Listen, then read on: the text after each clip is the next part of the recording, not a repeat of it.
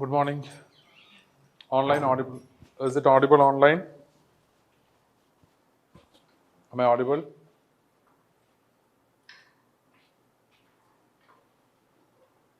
Okay, all right.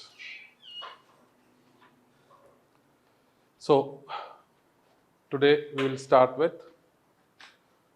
the discussion of Sociology Optional Paper 1. Okay. So, basically before starting the session, I just want to ask you whether you guys have went through the question paper or not. Yes. Have you all went through the question paper? No. Okay. Okay. So, from whatever you have,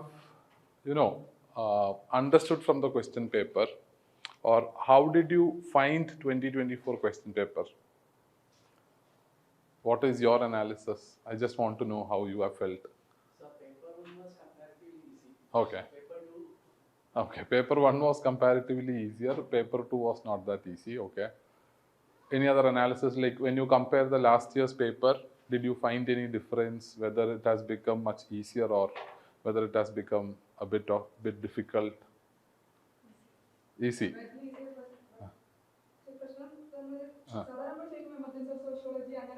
Okay. Okay. There was some kind of difference in the order. Okay. Any other view? See, basically, if you look into the trend, okay, of UPSC question papers in the last few years, you might have come across the questions which are kind of, we will say, bouncer questions, right? Where you might not have heard about it at all. Like last year, there was one question regarding David Morgan's views on family, which mostly it is not there in most of the standard books that we refer, or you might not have even heard about in the other reference materials or guides that you use, right? So compared to that, this year there were no bouncer questions in paper 1 as well as in paper 2. It was comparatively easier, and one question which we may take it as a bouncer question is related to that of digital ethnography and visual culture. But at the same time, it's an optional question. You can actually choose other questions as well. There is an element of, element or the opportunity to choose. And even then, that question can also be addressed if you know the research methodology chapter really well, right? Because in that term itself, digital ethnography, you will understand that it is collecting data from the digital sources. So if you know that research methodology chapter thoroughly, then you might be able to give good points to that question as well.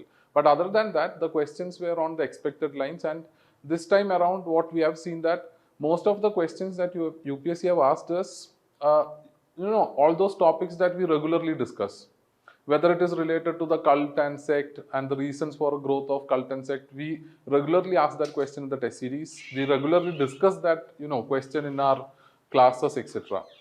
So when you take all the questions are very much familiar. It's not like you need to have some extra, knowledge or depth in order to address these questions. Your basic knowledge of sociology, the basic reference materials, and if you have studied thoroughly all these materials, then you would probably be able to score really good marks in this year's exam, because that is the nature of questions. And another important point that I've understood is regarding the complexity of the questions.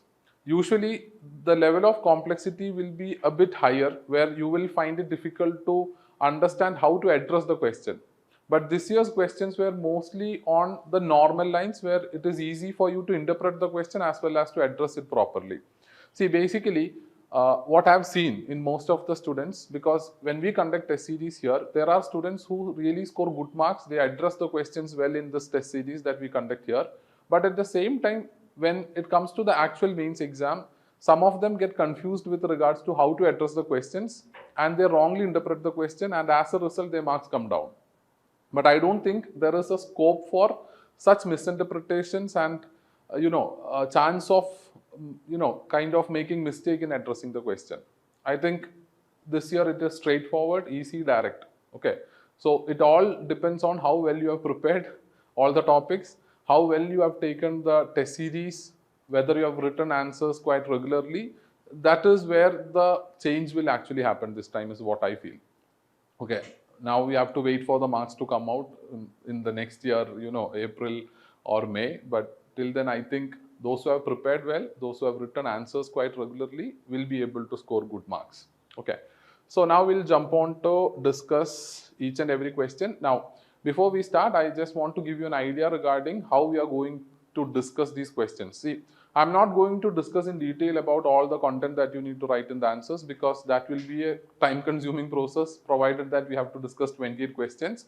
So what I'll do is I'll be discussing how to address the questions, what are the major points that you can include in these questions, all right? So that is how we are going to discuss. Instead of discussing in detail the content that you need to write, we will be mostly discussing on the points that you can bring in the answer, as well as how to properly address the answer. We'll discuss what you can bring in the introduction, what you can actually add in the conclusion, as well as in the body part. Clear? And one more thing is, we will be providing the detailed answer key of this, and it will be posted in our channel by tomorrow evening, or yeah, most probably by tomorrow evening itself. Okay. So you can make use of that content as well. Now, let's move on to the first question. The first question is, discuss the nature of sociology, highlight its relationship with social anthropology. So, what is, or discuss the nature of sociology. So, what will you write there? Sociology? Definition of sociology, okay. In introduction, you can start with writing what is sociology, right? Sociology is a science that deals with society, social institutions, social interactions, right? So, yeah, you can write the definition of sociology that you have prepared. Now, whenever you are writing a definition, when it comes to sociology, try to make sure that you are writing down the definition given by a thinker, and you have to quote the name of the thinker. See, this is because mostly, when you write your answers and when the examiner is checking your answer, it will be comparative in nature, right? There will be a comparison. The person who have wrote the answer before you, right, will have an influence on the marks that evaluator will give to you. Because if that person have quoted proper thinkers and stuff, and you have written plainly all the explanations and definitions, then that can actually reduce the impression that the examiner have on you. So as far as possible, try to have a proper definition of thinker for each and every topic that you learn in sociology. And as sociology is a limited subject, in the sense the syllabus is limited, you can fairly learn all the topics and all the concepts and its definition, right? It's not that kind of a tedious task. I agree to the fact that it is difficult, but then it is not as tedious as it may sound. Okay, clear? So that is how you need to understand. So introduce or introduction, you can write the definition of sociology. Then the body part, nature of sociology. What is the nature of sociology? See, these are the basic things that we usually overlook, right? We learn all the major complicated concepts in sociology. You learn Mead, you learn Parsons, but if you're asked to write what is sociology, that is where you find it difficult, right? So, what is the nature of sociology? Okay. See, one way to address it, and the proper way to address it, is by mentioning the nature of the discipline, right? So, there you can mention two arguments. One is sociology is a scientific discipline and why it is considered as a scientific discipline. And the second part, you can write it as sociology cannot be considered similar to that of natural sciences. There you can bring the viewpoints of Weber, right? Interactionist perspective. In the first part, you can mention about the views of Comte. You can mention about Durkheim, right? Because they wanted sociology to be a scientific subject. So, there you have to mention how sociology can be considered as scientific subject, how the methods of scientific discipline can be incorporated into study of society. In the second part, you can quote Weber and say that it is essentially different from natural science because sociology deals with human beings who have consciousness. And as a result, the response to each and every situation will differ, right? That is how you need to answer that. Also, you can mention about the nature of sociology in the sense that you can write down that even if you write that, okay, sociology deals with or learns social institutions, and you write an explanation for that. Like in sociology, we deal with various social institutions like family, religion, political system. Then you can also write like sociology deals with social interactions, right? And how through these interactions, individuals create meanings and how these interactions ultimately create values and norms in society. So likewise also you can write, but the better way to address this question, especially related to the nature of subject, is to write whether it can be treated as a scientific discipline or not. Clear? Now this is one area I'm pretty sure most of the students might have made some mistakes, because that idea whether, you know, what we need to write there will be a major problem, and this is something which is, you know, mandatory, right? This is part of the first question which you have to definitely write. You cannot choose here, right? Clear? All right. Then the second part of the question. Now, another trend that I've seen this time around is, usually UPSC does not ask multiple dimensions in a single 10 marker question. They do that in the 20 marker question, but in 10 marker, they usually don't do that. Most probably the questions will be related to a single dimension. Okay. Say for example, what is the nature of sociology? That will be for 10 marks. But here, discuss the nature of sociology, the first part, and the second part is, what is the relationship between sociology and social anthropology, which have to be addressed in the second part. So here again, you will find it difficult to prioritize these two parts, to allocate the space required for explaining these two parts. That might be a problem, especially with regard to the word limit and all. Okay. So whenever you read a question, first try to create a plan, an idea in your mind, like how much are you going to address the first part, how much you will allocate for the second part, and based on that you must start writing.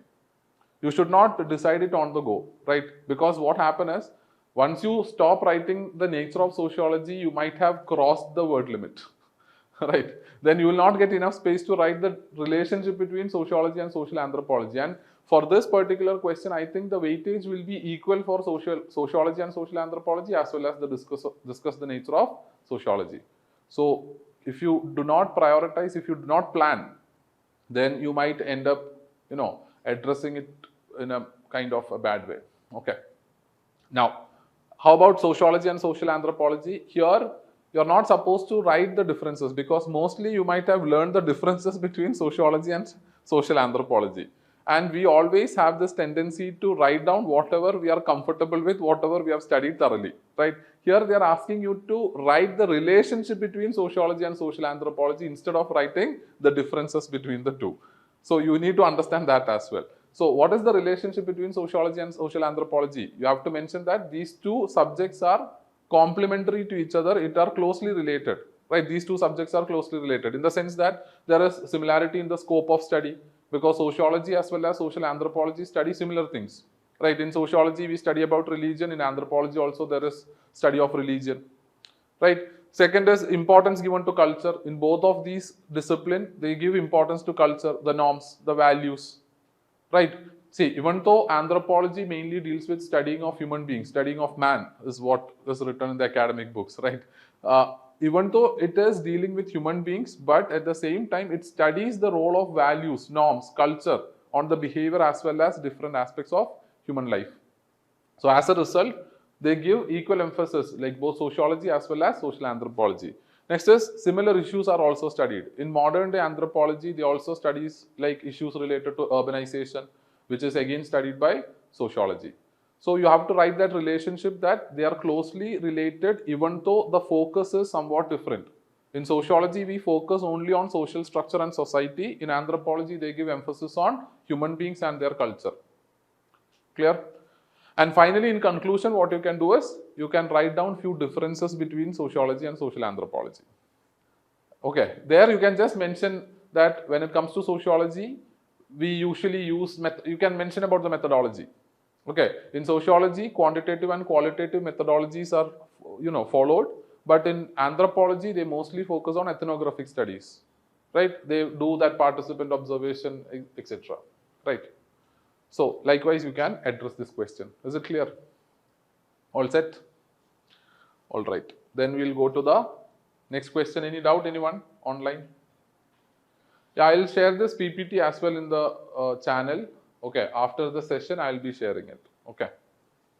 So for time being, you can refer to this particular PPT. After that, by tomorrow evening, we'll be, you know, posting the detailed answer key as well. Now, next is analyze the changing nature of caste as a status group. Okay. Now, you might wonder why this question is asked in paper 1, because we study about caste in paper 2. See, here again, you need to understand there is no strict boundary between paper 1 and paper 2. UPSC does not consider it like that. Because there were years when UPSC have asked about the kinship systems in India in paper 1. We usually study that in paper 2, but they have asked that in paper 1 as well. So you don't have to keep that boundary, right? And that is the reason why we say that you can bring paper 2 thinkers and paper 2 examples in paper 1, and at the same time you can also use paper 1 theories concepts in paper 2. If you do that, the answers that you write will be of better quality because it will be more comprehensive and holistic. So that is why we mention about that inter-syllabus integration. You have to integrate, the topics that or the concepts that you learn in the syllabus. Is it clear? All right. So how will you address this particular question? Changing nature of caste as a status group. How will you address this? Caste as a status group. Okay, first you will, as usual, you will define what is caste, right? Then when you are defining, you have to use a thinker's definition. That will be better rather than just plainly writing what is caste in your own, words. Okay, it will not sound professional, right? It will not sound specific, right? That is the problem. So learn the definitions, important. It is very, very important because in sociology, paper 1 as well as paper 2, the best way to introduce your answer is to define the concepts, the key concepts given in the question. If there are 2 different concepts given in the question, you can write both of those definitions. Okay, there is no problem with that. Only thing is you have to separate it into 2 different paragraphs. Instead of writing all the definitions in single paragraph, you can just separate it. All right. So you have defined the caste, and you can also give a context of how the changes are happening in the caste. Okay, like say for example, you can mention about the modernity, globalization, all those processes which has led to changes in caste. So setting that context will increase the flow of your answer. Because if you are merely writing the definition of caste and then going on to write about the changing nature of caste, there is no interconnection, right? So if you just set the context there regarding how the changes are taking places, then that will increase the flow of your answer. In the second part, in the body, you can start by writing the changing nature of caste. Now here you can use the frameworks that we usually discuss about. What are those frameworks? See, when it comes to caste, one important framework that you can follow is by taking the definition of or the features of caste as given by G.S. Gure. G.S. Gure mentioned about what are the various 6 features of caste system as mentioned by Gure. Segmental division of society, hierarchy, occupational differentiation, restriction on social intercourse, right? Endogamy, and restrictions on choices of food, etc. So these are the major 6 factors as mentioned by G.S. Gure, right? So by taking those 6 factors, you can generate points. Hierarchy, you can mention about the changing nature of hierarchy in caste, where secular, political and economic power is also playing role in creating hierarchy. You can also connect with the concept of dominant caste, even though it is not that applicable these days, but you can still mention about the concept of dominant caste, where Srinivas also mentioned that a caste in order to become dominant need not be placed high in the ritual status or ritual hierarchy. Even those castes which are not positioned higher in the ritual hierarchy can still become the dominant caste. You can mention the example of, from the Kerala perspective, you can mention the example of Nair caste. From the Tamil Nadu perspective, you can mention about Nadas, right? So Yadavs, etc. Clear? So likewise, you can mention about the changes in hierarchy in the caste system, right? You can also mention the changes in endogamy, where how intercaste marriages are becoming popular, especially in the urban areas, and how that is actually blurring the caste boundaries. Clear? Similarly, occupation, changes in the economic situation of our country, LPG reforms, right? Occupational mobility is now available. So likewise, you can take the important features of caste as mentioned by G.S. Gure and you can write those points from the nature of change in caste. Is it clear? So this is one way to address. I think this is something that we usually discuss in our value addition sessions during test series. For the 4th test, because 4th test covers this part. In the last 4 years, in every session, I have mentioned that you have to think from the viewpoint of the features of caste as given by G.S. Ghurye, whether you are addressing the changes in caste. Plus, you can also add other dimensions. What are the political dimensions? You can mention about the legal system, reservation policy, right? You can mention about the aspects like urbanization. That can also be mentioned, but to gather points more easily and in a faster way, because that is something which is very important in the examination hall. So you can think from those lines. Clear? Any doubt, anyone? Okay. Now, in conclusion, see, we usually give this idea to students that when you're writing conclusion in your answers, in order to make it more meaningful, because mostly what students do is just write the summary of what they have mentioned, right, in the body, right. Now, that there is no value addition in that. You are just repeating what you have mentioned in the body, you will just write it in a general way. And as we have already mentioned, in UPSC, in the marking scheme, conclusion also carries mark. And whatever information that we have received, we understood that mostly they give 1 mark for conclusion. So if you are just merely writing the summary of what you have written in the body, you will lose that mark. Instead, bring something which is kind of a value addition. And in order to bring value addition, one thing that you can do is to write the alternative or the counter argument. So here we have mentioned about the changes in caste system. So in conclusion, you can mention that there are actually, there are no much changes in caste system as such. Even today, we can see the rigidities in caste system. We can mention about honor killings based on endogamy, endogamous rule. You can mention about the influence of ka panchayats. So likewise, you can mention that caste is still very much important and active. And the traditional nature of caste has not changed much as it is projected. Clear? Is it clear? So, briefly, I'll mention what all you can bring in conclusion. One is, you can mention the alternative idea, which is, I think in most of the cases, that will be your, evident choice. Okay. Another way to conclude your answer is by writing the current relevance of what you have discussed. Suppose you are asked to write about Sanskritization. Okay. In the conclusion, you can write the current relevance of Sanskritization. So, whatever concept asked by UPSC, if possible, and if it is relevant to the demand of the question, you can write the current relevance of that particular concept in contemporary society as your conclusion. Third way is to write the concept of thinkers which are again relevant to the demand of the question. If suppose a thinker I have mentioned about, I usually quote this example. If suppose you are asked to write about, nuclearization of family, okay, whether modern families can be, Indian families can be considered as purely nuclear or purely joint, there you can mention the concept mentioned by Eugene Litwak. Okay, he mentioned that we can see a modified extended family. What is modified extended family? Structurally, these families are nuclear in nature. But when it comes to the functional aspects, when they require or when they have some needs, they will rely on their extended kinship group. So likewise, you can write these concepts which are kind of a balance, right? That will also add value to the answers that you write. So the first preference and the most evident choice that you will have is to write the counter viewpoint. That will be much easier to do.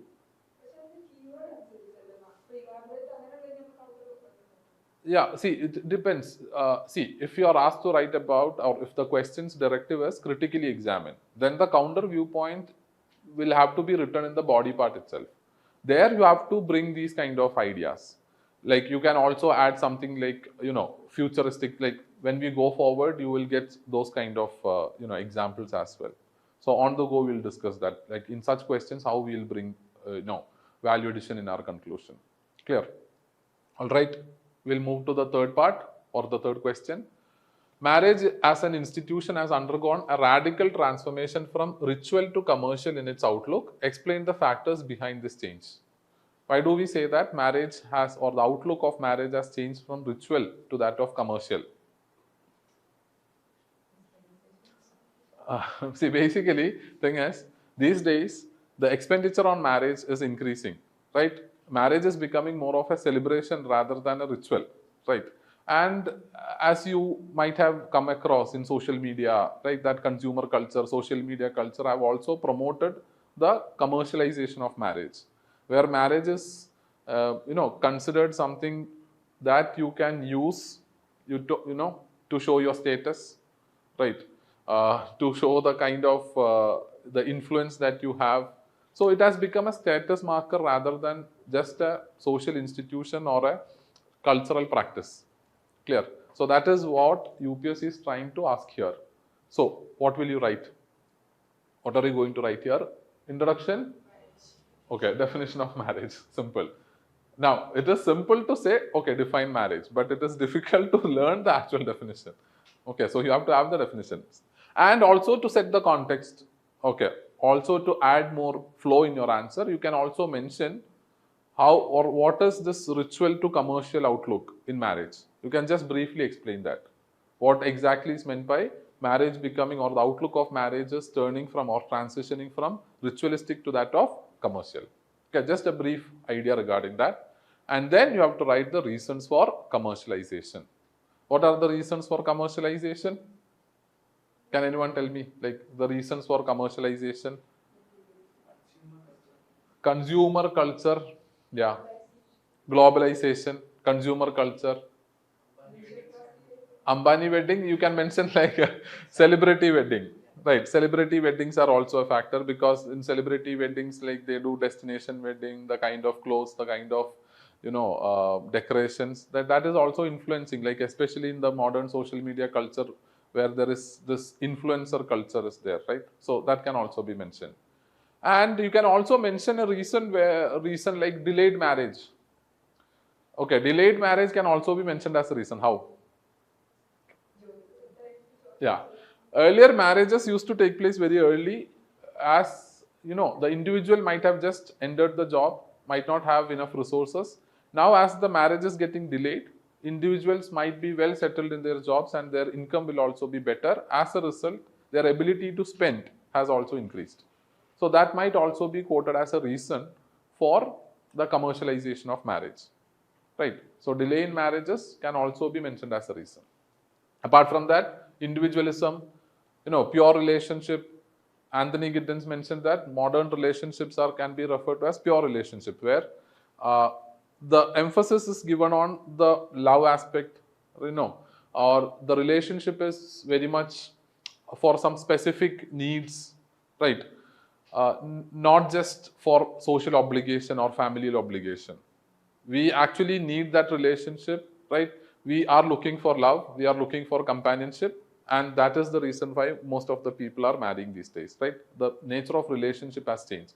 So marriage has also become kind of celebration of their love.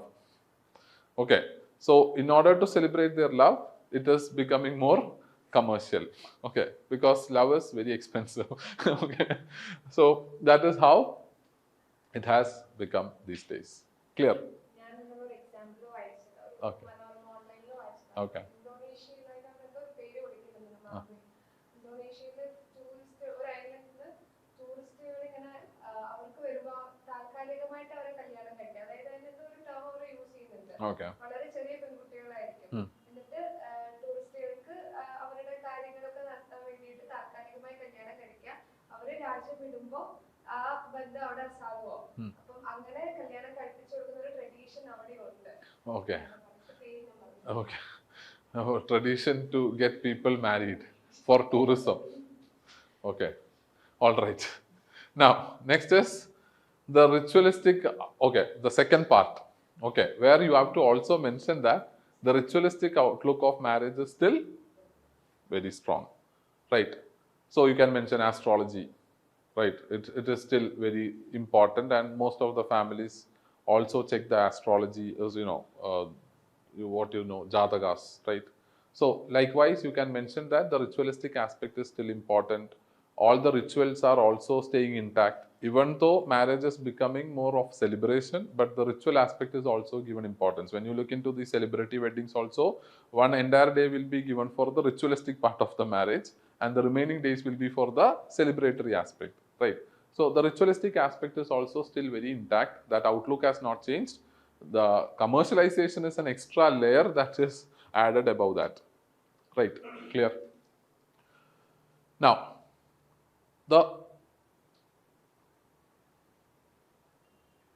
Yeah, here I think I haven't changed the conclusion here. So what can you actually write as conclusion here? See, in conclusion, you can mention the idea that I just mentioned, that see, marriage, we cannot say that it has completely transformed from ritualistic to that of commercial outlook. Instead, it is mix of ritualism as well as commercial aspect. Right? That is how actually it is. It has, like, the celebration or the commercial aspect has not replaced the ritual or ritualistic outlook completely. Instead, that is also very intact. So that is the view that you can give there. Okay, clear? Because the question's nature is whether the ritualistic aspect have turned into the commercial nature. But we need to mention that both are coexisting in the modern marriages. The next, you can mention examples in conclusion as well. There's no problem with that. Okay. Next is, democracy needs a vibrant culture of civil society in order to strengthen its foundation of citizenship. Okay. Straightforward question. Democracy needs a vibrant culture of civil society in order to strengthen its foundation of citizenship. So, introduction. What is civil society? Only that? See, there are three concepts mentioned in this particular question. Civil society is there, democracy is there, citizenship there. I'll not recommend you to write all the three definitions, but at least two of them. Mostly, I'll say democracy and citizenship, because that is the major two parts that are being focused in this question, right? So you can write the definitions of what is democracy and what is civil society. Citizenship, I think you can leave it there. Okay. Then body. Regarding body, what will you write in that body part? So first you have to write the importance of civil society, because the question, see, look at the nature of the question. If the question is asked in a way, like, say, for example, critically examine the view that a strong civil society is required for a vibrant democracy. In such kind of questions, as the directive is critically examined, you have to write how civil society strengthens democracy and how civil society weakens democracy. That is the way you have to actually address the question. And you have to give equal weightage to that of both how civil society strengthens democracy and how civil society weakens democracy. Here, there are no two parts in this question, right? Look at the question. Democracy needs a vibrant culture of civil society in order to strengthen its foundation of citizenship. Comment. So, they are not asking you to write both the parts, just the part that civil society is important for strengthening democracy and citizenship. So, there you have to give emphasis on the importance of civil society in democracy. That is the part that you need to project there. Because sometimes students get confused, like whether we need to write both the parts, like the view argument as well as counter argument, or just we need to write the argument only or counter argument only. So that is the kind of doubts that students mostly have with regards to addressing the question. See, the way you address the question is dependent on the nature of the question, the directive used in the question, the way UPSC have asked that. So you need to properly read the question. You need to understand the patterns. Clear? See, this is one area where most of the students make mistakes in addressing. I have seen students writing only one part if they are asked in a way that, say, for example, if we take this question as an example. If suppose this question is critically examine the view that civil society is required for a vibrant democracy. I have seen students just writing one part, that is civil society's importance in strengthening democracy. They will not write the limitations of civil society.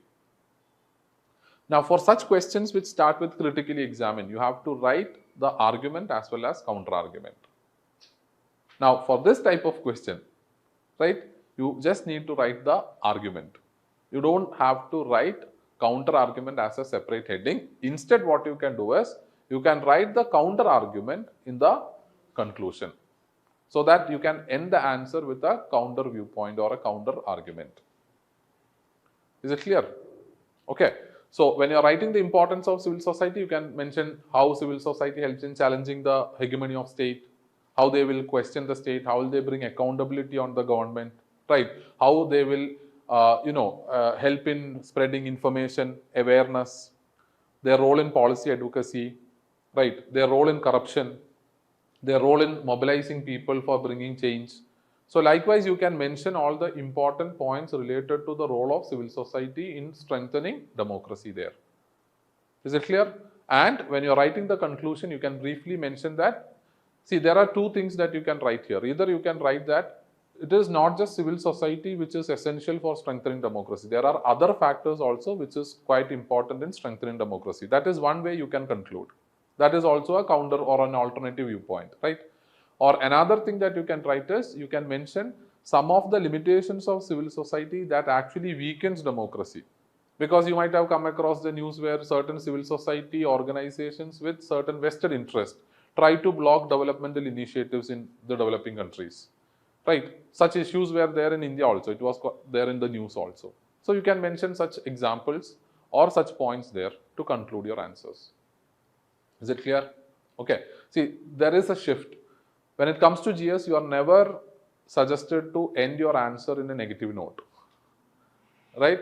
You must always end your answer in a positive note when it comes to GS answers. But in sociology, that is not necessary. You can end your answer by giving the counter viewpoint, the counter argument. There is no problem with that. But it should sound like a conclusion. It should not sound like a criticism written as a separate point in the end. Right? It should sound like conclusion. So to make it sound like conclusion, you have to write it like this, like, even though civil society has a greater role in promoting or strengthening democracy, however, they can also weaken democracy by trying to protect certain vested interests. If you write like this, then it becomes a counter viewpoint as well as it will sound like conclusion. Because I have seen this also, because when we give this suggestion that you can write the counter viewpoint, it feels like they are just writing a demerit or a limitation of what is asked in the question at the end. It doesn't sound like conclusion at all. Okay, and if it doesn't sound like conclusion, you will not get the marks for conclusion. Okay, that should also be very clear. Is it clear? Okay. Shall we move on to the next question?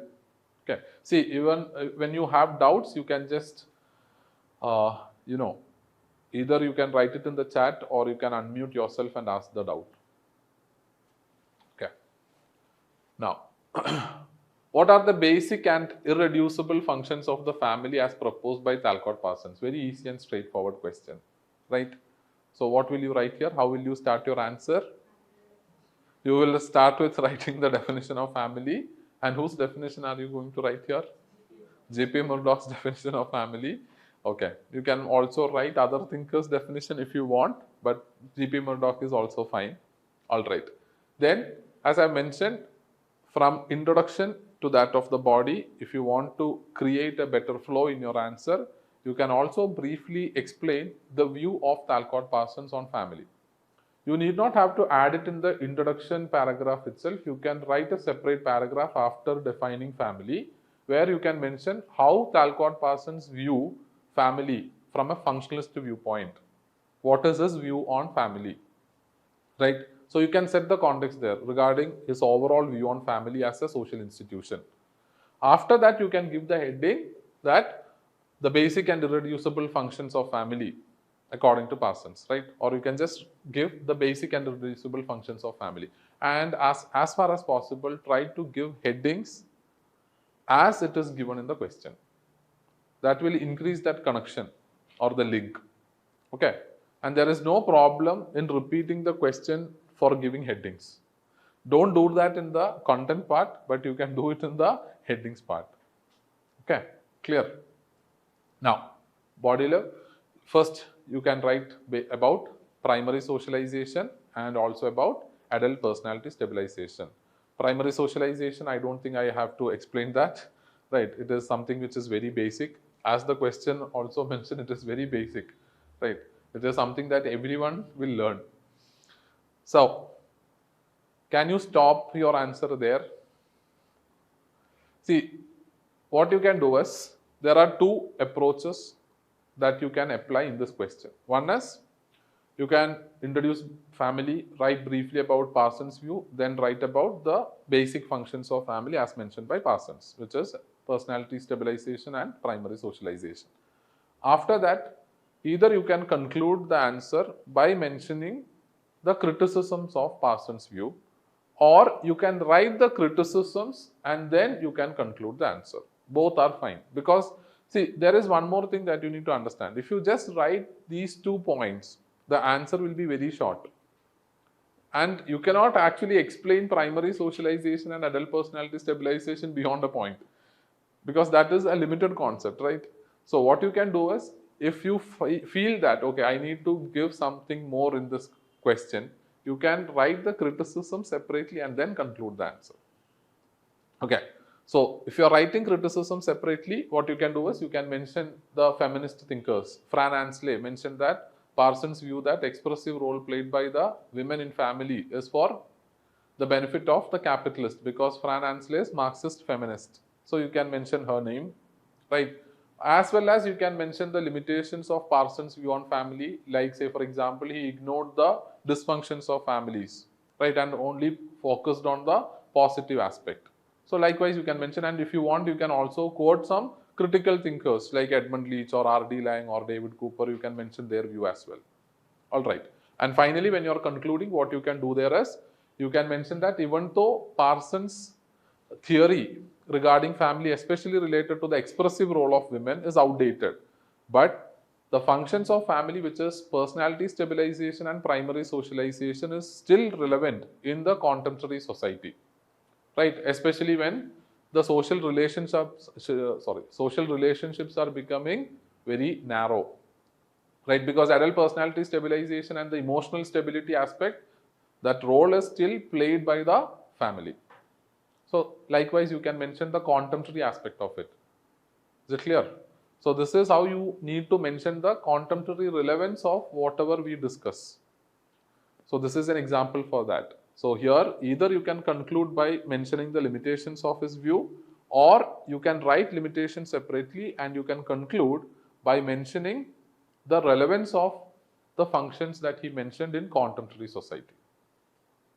Is it clear? All set? Okay. So next, any doubt, anyone? Online? All right.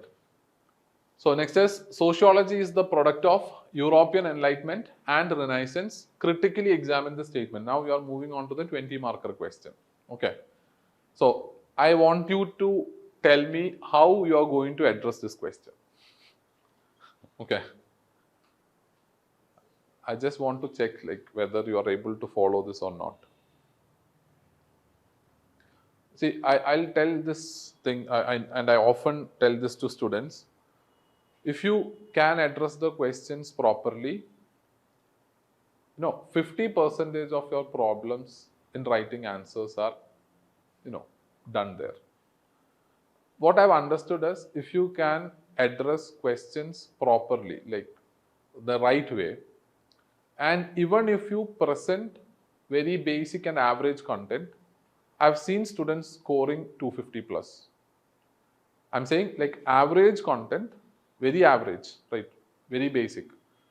But addressing properly will fetch you 250 marks.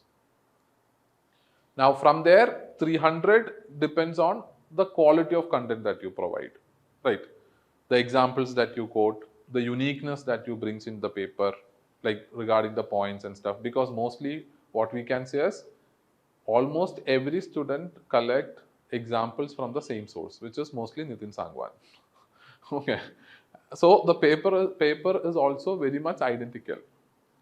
At every point, whenever you quote examples, that will be from the Nitin Sangwan. Whenever you're quoting any other extra thinker, that will be from Nitin Sangwan. I'm not saying that that book is bad, but the problem is, as everyone is referring to the same material, the points, the examples, everything is becoming more and more identical.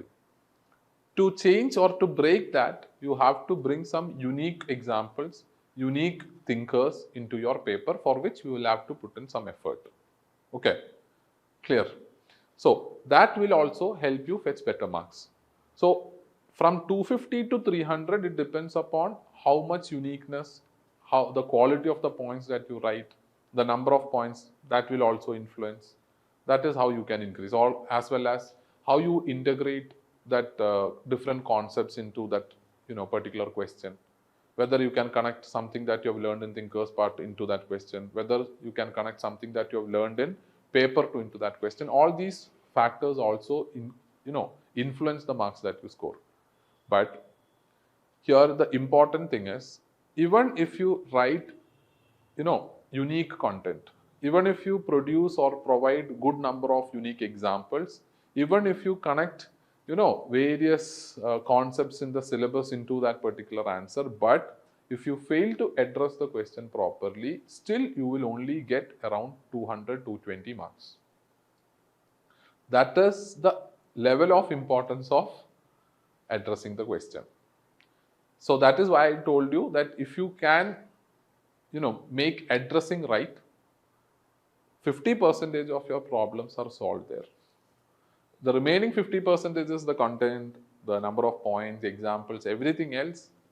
The weightage is only 50%. And one more, and the most important thing is, even if you do all other things and still fail to address the question properly, you won't get 280 or 290 or 300. Is it clear? So you should be clear about that, and you should focus on addressing. Okay, you have to do that process. You have to take previous year questions, try to address the question on your own, try to check it, like whether it is correct. You can have a peer group, you can discuss it within the peer group, so that you can get a better idea. Is it clear? So that exercise is very, very important, and this is one of the reasons why everyone stresses on writing answers regularly, because when you start writing answers regularly, your addressing part will also become better. Okay. So how will you address this question? So in the first part we can mention about product of European Enlightenment. Okay. Second part we can address by like other factors which contributed to its emergence. Yeah. And how about introduction? Introduction? See, here what you can do is, okay, I also want to get other viewpoints as well.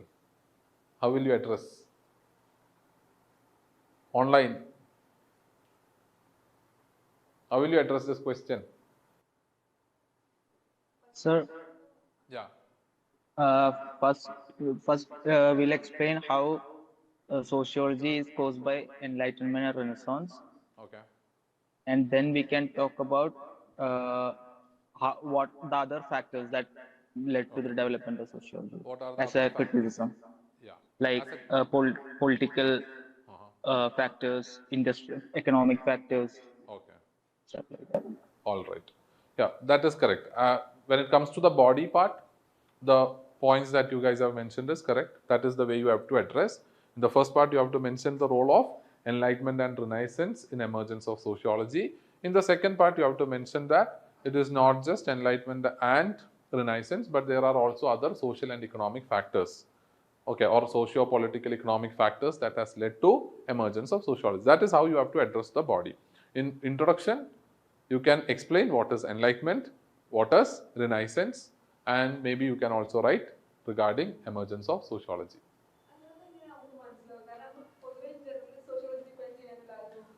See, that is why I told you that you have to be aware of the fact that your definition may be all the important keywords that are mentioned in the question. See, here if you write about, say, for example, if you are writing what is sociology, right? Think from a flow of the answer perspective. Okay, take the context of this question. They are asking you regarding whether the origin of sociology is because of Enlightenment and Renaissance. Okay, so in that context, you can either start by writing about the origin of sociology as a subject rather than writing the definition of sociology. Or you can explain what is Enlightenment and what is Renaissance. Right, in the context of the question, that will be more suitable. So likewise, you need to understand, you have to apply some of your, expertise also into that, and this expertise will come with experience, and experience comes with practice. Okay, so it is very simple. So by the end of this session, I want to make clear to you guys that writing answers regularly is the key to score good marks in sociology or in any subject. Yeah. See, when it comes to that classic question, whether we need to write in paragraph or whether we need to write in points. From our experience, we haven't seen any difference. Whether you write in paragraph or whether you write in points, what matters is the content that you write and how you address the question. Because from our institution, from the previous year test series and all, those students who have written the answers in paragraph have also scored around 290 marks, as well as those who have written in points have also scored around 290 marks. So I don't think that's a differentiating factor. And from whatever information that I have also, there is no distinction between the two. The only thing is you have to address the question properly. The way you write answers should also be in relation to the demand of the question. I'll explain that part in the upcoming, questions as well, because that is also very important. Is it clear? All right. Okay. So you can write about enlightenment. You can write about Renaissance. In the first part, you will write how sociology is a product of enlightenment and Renaissance, where you can mention the contribution of enlightenment thinkers. You can mention about the other intellectual factors which were influenced by Renaissance and enlightenment, like philosophy of history, then biological theories of evolution. You can quote Herbert Spencer and his theory there.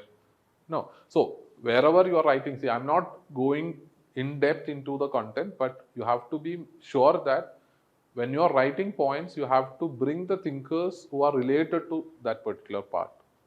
All right, clear? Now in the second part, what you have to do is you have to write that sociology is not just the result of enlightenment and Renaissance, but the result of socio-economic conditions of 18th and 19th century Europe, right? There you have to mention about industrial revolution, the role of industrial revolution and the changes in society due to industrial revolution, urbanization, rapid urbanization, right? Now, how rapid urbanization has led to changes in family, how rapid urbanization has also changed in the outlook of people, growth of scientific temper, because industrial revolution is also associated with the scientific revolution that has developed the scientific temper among people, rationality, right? So they started questioning the existing social order, the social superstitions, etc., right? Also, you have to mention about the role of French Revolution. What is the role of French Revolution? Change from monarchy to democracy, right? The importance of religion started declining. So likewise, you have to write all those stuff, and as a conclusion, you can write that all these factors, enlightenment, Renaissance, as well as the role of industrial revolution as well as French Revolution has led to rapid changes in European society and has also led to chaos and instability. So Saint-Simon Comte, they wanted to understand the underlying laws governing society, and they wanted to create a scientific subject that can help them find the underlying laws governing society. That has led to emergence of sociology. So see, one thing that you need to ensure is there should be a proper flow in your answer from the beginning to the end. It should be within the context of the question as well as it should have a proper flow. If you can increase the flow of your answer, your marks will also start to increase. Okay. So whenever you are practicing answer writing, make it a point to be aware of these aspects, because mostly I've seen that students are not aware of it. They just feel that, okay, we need to write answers. How to write answers, what to focus while writing answers, where to improve, they are not concerned or are not aware of that. They just have heard that the toppers might have said in that interview or in their interviews that, okay, you have to write regularly from the beginning. You just start writing, but you don't understand why we are doing it. What improvements should we try to, get from this, or the benefit that you must get from it, are not aware. Okay, so be mindful of that. That's it. So 2B, do you think objectivity is an overhyped idea in sociological research? Discuss the merits and demerits of non-positives method. Multiple parts to this particular question. So the first part, do you think objectivity is an overhyped idea in sociological research? How will you start? Definition, objectivity. What is objectivity? Robert Bierstadt, right? Write down his definition of objectivity. Once you write the definition of Robert Bierstadt, then there are two parts to the first part. Because do you think objectivity is a overhyped idea in sociological research? So if UPSC is asking the question and the question starts with do you think, you are supposed to write argument and counter argument. So here the argument is objectivity is overhyped. Right? What is counter argument? It is not overhyped, it is necessary and important in social research. So you have to address both those parts. Is it clear? So just imagine this question is actually having 4 different parts. In the first part, you have to write 2 different angle, argument and counter argument. In the second part, merits and demerits. So altogether, you have to give 4 separate headings in your body. Clear?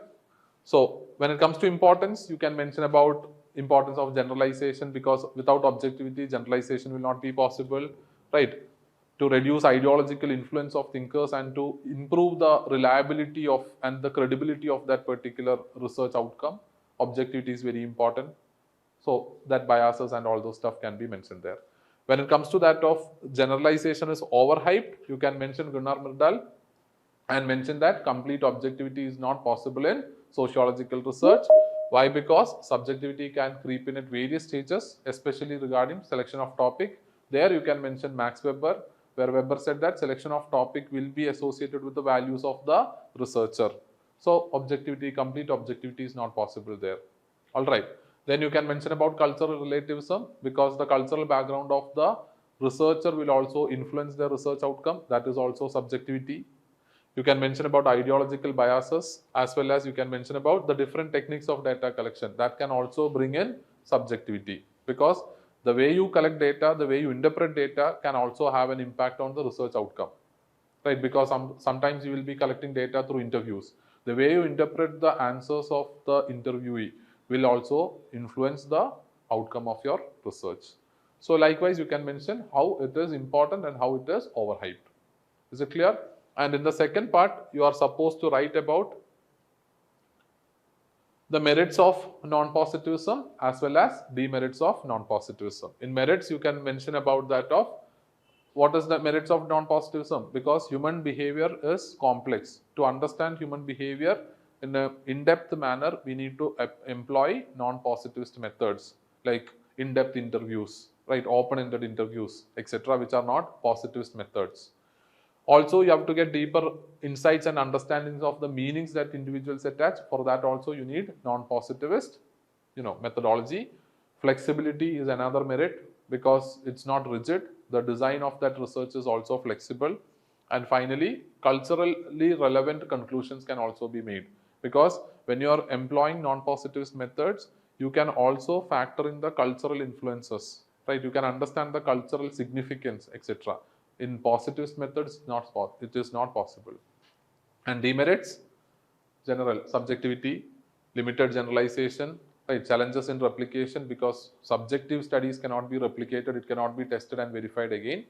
And finally, it is very time and resource intensive, because it will take a lot of time to complete the research. And as a result, the resource intensity is also high. Clear? And in conclusion, classical conclusion for this question, it is better to combine both the methods. Yeah, you can say that we cannot rely just on non-positivist method, but combining it with positivist method can create better research outcomes, more reliable research findings, right? So you can mention about the triangulation aspect. Triangulation is a technique. Rather than, you can mention mixing of positivist and non-positivist method will provide in-depth, analysis of social phenomena, and can create a theory which is more practical and real. Clear? It's not necessary. If you have to write about, the first part is related to that of objectivity as an overhyped idea, I don't think, it depends on the question and the nature in which you are writing the content.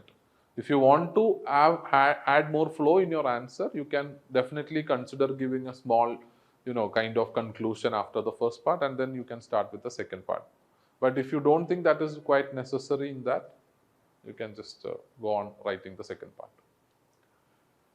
Now, to see what is social mobility, critically examine the classification of closed and open models of social stratification. This is again a question that we repeat every year, expecting that UPSC is going to ask that, and ultimately it happened this year. Now, what is social mobility? Okay, you have to mention the definition of Pitrin-Sorokin.